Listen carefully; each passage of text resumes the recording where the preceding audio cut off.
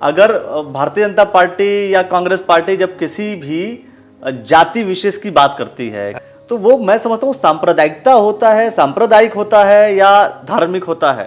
क्योंकि धर्म तो सबका अलग अलग है ना, सबका बिलीफ सिस्टम सबका अलग है। कोई हिंदू धर्म को मानता है, कोई क्रिश्चियन धर्म को मानता है, कोई जैन धर्म को मानता है।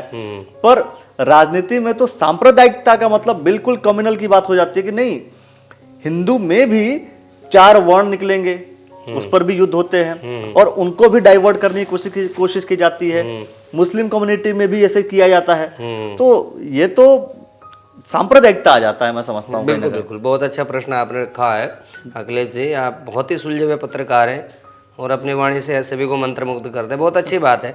देखिए, शिक्षा के स्तर को भी हमारी भारतीय संस्कृति का जो शिक्षा स्तर था, जो एक ज्ञानार्जन की विद्या थी, परिपाटी थी, उस परिपाटी को कहीं ना कहीं खंडित किया गया और शब्दों को बड़े सरल तरीके से मोड़ दिया गया।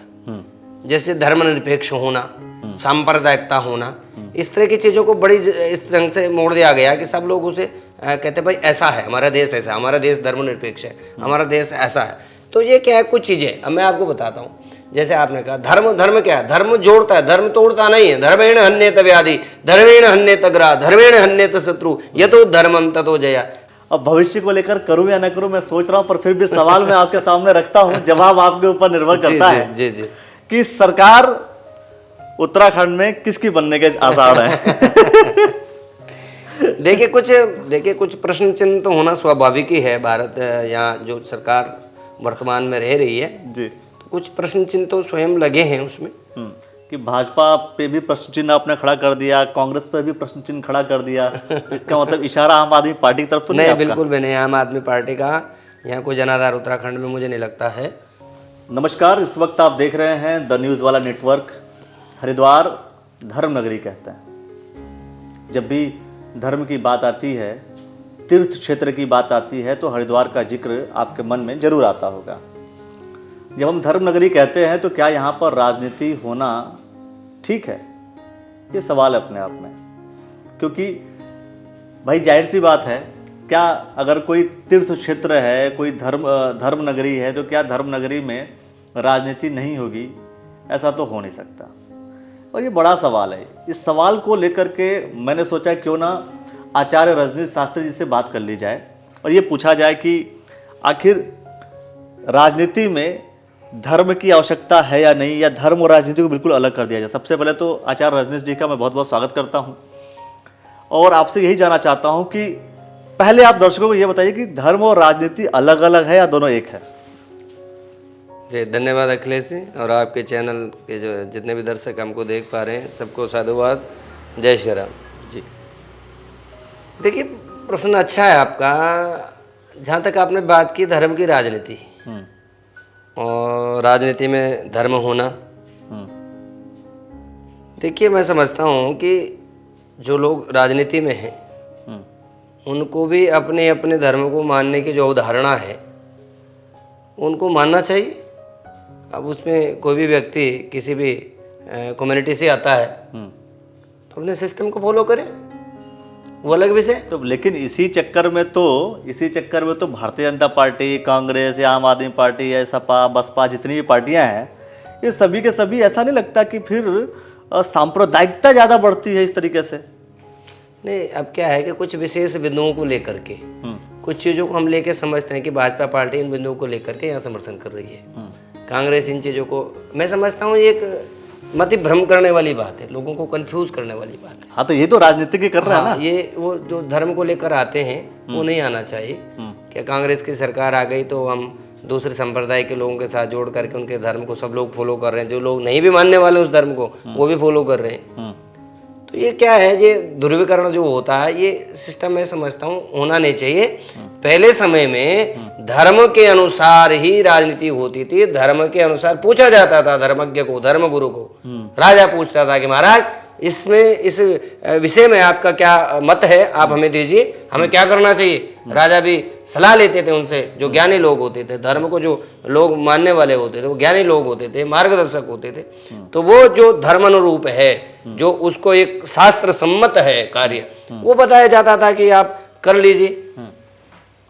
तो अब ऐसा सिस्टम नहीं है, लेकिन मैं समझता हूँ कि राजनीति में इस तरह का नहीं होना चाहिए कि आप धर्म को लेकर के या ध्रुवीकरण करें या एक दूसरे की भावनाओं को भड़काएं, आहत करें, ऐसा नहीं है। लेकिन जिस भी पार्टी में आप हैं, अपने अपने धर्म को मानने के लिए स्वतंत्र हैं, आप अपने धर्म को फॉलो करें, आप माने, लेकिन हमारे धर्म को दूसरे व्यक्ति फॉलो करे, ऐसा नहीं आप कर सकते हैं। जबरदस्ती ना हो, हाँ, कोई उसमें प्रेशराइज ना हो। लेकिन एक सवाल ये बनता है ना कि आपने देखिए दो चीजें हैं, एक तो आप बात कर रहे हैं सांप्रदायिकता की, सांप्रदायिकता अलग है मैं समझता हूं, और धर्म अलग है। इसको थोड़ा सा आप डिफाइन अगर आप करें कि भाई मैं, क्योंकि देखिए अगर भारतीय जनता पार्टी या कांग्रेस पार्टी जब किसी भी जाति विशेष की बात करती है, किसी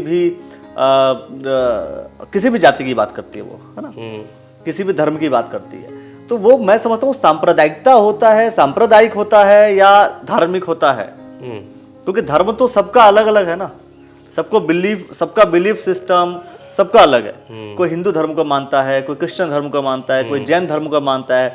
पर राजनीति में तो सांप्रदायिकता का मतलब बिल्कुल कम्युनल की बात हो जाती है कि नहीं, हिंदू में भी 4 वर्ण निकलेंगे, उस पर भी युद्ध होते हैं और उनको भी डाइवर्ट करने की कोशिश की जाती है।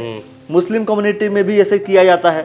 तो ये तो सांप्रदायिकता आ जाता है, मैं समझता हूँ। बिल्कुल बिल्कुल, बहुत अच्छा प्रश्न आपने रखा है अखिलेश जी। आप बहुत ही सुलझे हुए पत्रकार हैं और अपनी वाणी से सभी को मंत्रमुग्ध करते हैं, बहुत अच्छी बात है। देखिए, शिक्षा के स्तर को भी हमारी भारतीय संस्कृति का जो शिक्षा स्तर था, जो एक ज्ञानार्जन की विद्या थी, परिपाटी थी, उस परिपाटी को कहीं ना कहीं खंडित किया गया और शब्दों को बड़ी सरल तरीके से मोड़ दिया गया। जैसे धर्मनिरपेक्ष होना, सांप्रदायिकता होना, इस तरह की चीज़ों को बड़ी इस रंग से मोड़ दिया गया कि सब लोग उसे कहते भाई ऐसा है, हमारा देश ऐसा है, हमारा देश धर्मनिरपेक्ष है, हमारा देश ऐसा है। तो ये क्या है, कुछ चीज़ें अब मैं आपको बताता हूँ। जैसे आपने कहा धर्म क्या है, धर्म जोड़ता है, धर्म तोड़ता नहीं है। धर्मेण हन्येत व्याधि, धर्मेण हन्येत ग्रह, धर्मेण हन्येत शत्रु, यतो धर्मम ततो जया। धर्म की अलग अलग मापदंड है। धर्म को मानने वाले लोग दयालु होगा। हमारे यहाँ क्या गया, धर्म की अलग अलग वो बताई गई कि जब आप धार्मिक होते हो तो आप क्या होते हैं, आप जो है सत्यवादी होते हो, आप दया करने वाले होते हो, आप परोपकार करने वाले होते हो। हमारे यहाँ धर्म की संज्ञा दी गई कि आपके अंदर शुचिता होगी, आपके चरित्र में भी पवित्रता होगी, शुचिता है, सत्यता है, दान है, परोपकार है। धर्म की शाखाएं अलग अलग है। तो जब आप धार्मिक होते हो तो आप किसी के लिए अनित सोच ही नहीं सकते। तो धार्मिक व्यक्ति का किसी का अनित कर ही नहीं सकता। मतलब जो धर्म से जुड़ा है वो अनित नहीं करेगा, नहीं कर सकता। लेकिन चलिए मैं कह रहा हूं कि कहीं ना कहीं धर्म राजनीति को प्रभावित तो करता है ना। धर्म का मैंने बताया संदेश जाता है, धर्मानुसार ही, ग्रंथानुसार ही निर्णय दिए जाते थे। जब राजा संकट में होता था, असमंजस की स्थिति में होता था, उसको कुछ नहीं सोचता था कि मुझे क्या करना चाहिए, क्या करना चाहिए, तो तब धर्मशास्त्र हमारे सहायता करते हैं। धर्मेण, जब आप धर्मो रक्षति रक्षता, जब आप धर्म की रक्षा के लिए आगे जाते हैं तो धर्म भी स्वतः ही आपकी रक्षा करता है। तो वो कहीं ना कहीं जो लोग जाते हैं बिना धर्म के, बिना कृपा के, बिना ब्लेसिंग के, बिना ये सब दुआओं के आप आगे तो बढ़ नहीं सकते। आप राजनीति में भी आगे बढ़ रहे हैं। हाँ, तो मैं समझता हूँ कैसे बिना धर्म के संभव नहीं है। लेकिन चलिए एक सवाल कर लेता हूँ मैं, जो धर्म से जुड़े, मैं खासतौर पे हिंदू धर्म की बात कर रहा हूँ, क्योंकि अब जाहिर सी बात है कि आप भाई पूरा आपका वस्त्र जो आवरण है जो दिख रहा है, वो जाहिर सी बात है कि हिंदू धर्म आप पूरा फॉलो कर रहे हैं। आप भगवान, आप श्री हनुमान जी की आराधना करते हैं जी। तो क्या लगता है आपको कि आपका वोट, आपके फॉलोअर्स का वोट किधर जाएगा? चलो ये राजनीति की, सीधा मैं वोट्स की बात कर रहा हूं मैं। जी। देखिए, मेरा मानना ये है कि अपने वोट के हमें प्रत्येक व्यक्ति को आदर करना चाहिए, उसकी वैल्यू को समझना चाहिए, क्योंकि हमारी वोट की बहुत वैल्यू है और हम स्वयं चुनते हैं हम किस तरह के लोगों को चुनते हैं। और आज जब हम इस तरह की बातें करते हैं तो कहीं ना कहीं जो है ये सारा संदेश जाता ही है। तो हम हमेशा ये संदेश देने का प्रयत्न करेंगे कि अच्छे व्यक्तित्व का, क्योंकि अब वो समय नहीं रहा। अब पढ़े लिखे लोग हैं, सब लोग समझते हैं। आप लोग सशक्त के साथ मुद्दों को उठाते हैं जी। तो लोगों को दिखता है। तो मैं समझता हूँ सोच समझ कर ही निर्णय करना चाहिए। नहीं, वो सोच समझ करना चाहिए। पर मैं कह रहा हूँ जो भाई धर्म गुरुओं का रुझान किधर रहेगा, ये धर्मगुरु को देखिए, ऐसे पार्टी विशेष का हम लोगों को वैसे राजनीति से नहीं हो रहता है। हाँ। लेकिन देखिए बहुत सारी चीज़ें हैं। अब जैसे मोदी सरकार में कुछ चीज़ें बहुत अच्छी रही, बहुत अच्छा कार्य किया मोदी ने, और पूरे मंत्रिमंडल ने बहुत अनुशासन के साथ, बहुत पंचुअलिटी के साथ लोगों ने कार्य किया। लेकिन कहीं ना कहीं जहाँ अब आता है समस्या महंगाई को लेकर के, कहीं ना कहीं महंगाई जो है कुछ अनबैलेंस्ड हुई है, और उसमें मुझे लगता है सरकार को ध्यान देने की आवश्यकता है। मतलब महंगाई को लेकर के सरकार बैकफुट पर है। हाँ, महंगाई को लेकर सरकार बैकफुट पे, और बहुत सारे कार्य हुए हैं जो देश हित में रहे और सर्वोपरि रहे, अच्छे रहे, प्रयत्न किया गया। लेकिन कहीं ना कहीं शिकायतें तो रहती हैं चलती हुई सरकार में भी। तो महंगाई को लेकर के आम जनमानस में आक्रोश है, महंगाई को लेकर के आक्रोश है। चलिए, आप ज्योतिषाचार्य भी हैं और धर्म की बात करते हैं, अध्यात्म की आप बात करते हैं। जी। एक सवाल मैं अब भविष्य को लेकर करूं या न करूं मैं सोच रहा हूं, पर फिर भी सवाल मैं आपके सामने रखता हूं, जवाब आपके ऊपर निर्भर करता है। जी जी। कि सरकार उत्तराखंड में किसकी बनने के आसार हैं? देखिए कुछ प्रश्न चिन्ह तो होना स्वाभाविक ही है। भारत यहाँ जो सरकार वर्तमान में रह रही है जी, तो कुछ प्रश्न चिन्ह तो स्वयं लगे हैं उसमें कि एक समय में ही इतने कार्यकाल के लिए आप 3-3, 4-4 मुख्यमंत्री, उत्तराखंड जैसे नवोदय ये प्रदेश है जहाँ कोई ऐसा लंबा चौड़ा बजट नहीं है, जहाँ की प्रति व्यक्ति आय ऐसी नहीं है, और जिन सपनों को लेकर के, जिन आकांक्षाओं को लेकर के उत्तराखंड प्रदेश का निर्माण हुआ था, वो कहीं ना कहीं सारी सरकारें उसमें विफल रही हैं। वहाँ पलायन का मुद्दा हो, रोजगारी का मुद्दा हो, तो ये बहुत सारी समस्याएं जो पहाड़ों से जुड़े हुए मुद्दे थे, जल जंगल जमीन को लेकर जुड़े हुए जो मुद्दे थे, मुझे लगता है सारी सरकारें जिनकी जितनी भी आई हैं उन्होंने केवल सत्ता का भोग किया, सत्ता लोलुप्त लोग रहे हैं सारे। तो मैं नहीं समझता हूँ कि लोगों ने गढ़वाल के विकास के लिए, पहाड़ की उस भूमि के लिए विकास करने का कहीं ना कहीं प्रयास किया हो। तो इसमें भारतीय जनता पार्टी भी सवालों के घेरे में आती है कि एक कार्यकाल में आप 3-3, 4-4 मुख्यमंत्री देते हो, हैं? कांग्रेस सरकार में भी ऐसे बहुत सारे प्रश्न आते हैं। तो मैं समझता हूँ कि जनता भी जागरूक है, अच्छे लोगों को सब सपोर्ट करेंगे, और अब नई भी पार्टियाँ यहाँ पर आ रही हैं। लेकिन मैं समझता हूँ कि उत्तराखंड के अंदर भगवान बद्रीनाथ की बड़ी कृपा होगी, अच्छे लोग आएंगे आने वाले समय में, मुझे ऐसी उम्मीद है। मतलब दो चीज़ें आ गई कि भाजपा पे भी प्रश्न चिन्ह आपने खड़ा कर दिया, कांग्रेस पे भी प्रश्न चिन्ह खड़ा कर दिया। इसका मतलब इशारा आम आदमी पार्टी की तरफ तो नहीं? बिल्कुल भी नहीं, आम आदमी पार्टी का यहाँ कोई जनाधार उत्तराखंड में मुझे नहीं लगता है। और मतलब मैं आचार्य जी से जब भी कोई सवाल कर रहा हूँ, सवाल का जवाब सीधा नहीं दे रहे हैं, घुमा के दे रहे हैं। मैंने वोट पूछा, वोट किसको भाई किसको देंगे, किसको देना चाहिए? तो अच्छे व्यक्ति को दो। मतलब वो ये नहीं कि बीजेपी कांग्रेस, अच्छे व्यक्ति को दो। अच्छा, चुन करके कौन आएंगे? नहीं, अच्छा होगा भविष्य के लिए।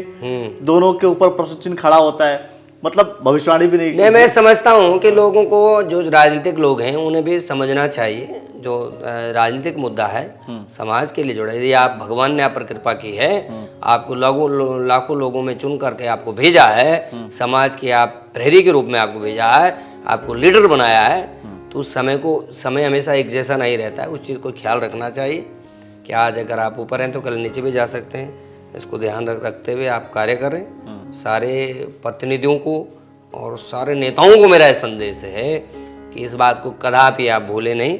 तो जनता की जो आकांक्षाएं, जो उम्मीद है, उन्हें पूरा करने का भरसक प्रयास करें, क्योंकि परमात्मा ने आपको कई हजार लोगों में, लाखों लोगों में आपको चुना है। इस चीज़ को आपको ध्यान रखना चाहिए। कौन जीतेगा कौन नहीं जीतेगा तो बाद का विषय है, लेकिन अच्छा व्यक्तित्व तो हमेशा ही आपको, वो आप अजर अमर रहते हो, आप मिटते नहीं हो, आपका नाम हो, आपका कुल का नाम हो, हमेशा लोगों के बीच में रहता है। आचार्य का काम है प्रशिक्षण देना, शिक्षा प्रदान करना, वही आप, मुझे लगता है वही कर रहे हैं। बिल्कुल। और जो मैं समझ रहा हूँ, जिसको जो काम आता है, जिस काम के लिए जो नियुक्त किया गया है, वो अगर अपना काम भी जिम्मेदारी से निभा रहा है, हाँ, वो भी बड़ा धर्म है। वो भी बड़ा धर्म है। तो राजनीतिज्ञों के लिए भी बड़ा मैसेज, बड़ा संदेश आपने दिया कि भाई आप लोग सही तरीके से तैयारी करो, सही तरीके से कार्य करो। अगर आप सही तरीके से कार्य कर रहे हो तो सफलता मिलेगी। लेकिन किसी तरफ इशारा फिलहाल नहीं किया। बहुत अच्छा लगा आपसे चर्चा करके जी। और धर्म, लेकिन मैं कह रहा हूँ, मैं राजनीति जरूर लेकर के आऊंगा बाद में, जब भी चर्चा करूंगा। धर्म और राजनीति क्योंकि कहीं ना कहीं एक दूसरे से जुड़ी हुई हैं, बिल्कुल जुड़ी। और कभी राजनीति का क्या धर्म है, ये भी अपने आप में सवाल है, उस पर भी हम जरूर चर्चा करेंगे। और ऐसे बहुत सारे विषय लेकर के हम आते रहेंगे। आचार्य रजनीश जी से हम चर्चा करते रहेंगे। आपको आज का ये डिस्कशन जो धर्म और राजनीति से जुड़ी हुई है, वो आपको कैसी लगती है, कैसा लगा है, इस बात को लेकर के आप कमेंट सेक्शन में अपनी प्रतिक्रिया अवश्य दीजिए। और हमारे साथ अब तक बने रहने के लिए आपका बहुत बहुत धन्यवाद दोस्तों, बहुत बहुत शुक्रिया, धन्यवाद। धन्यवाद।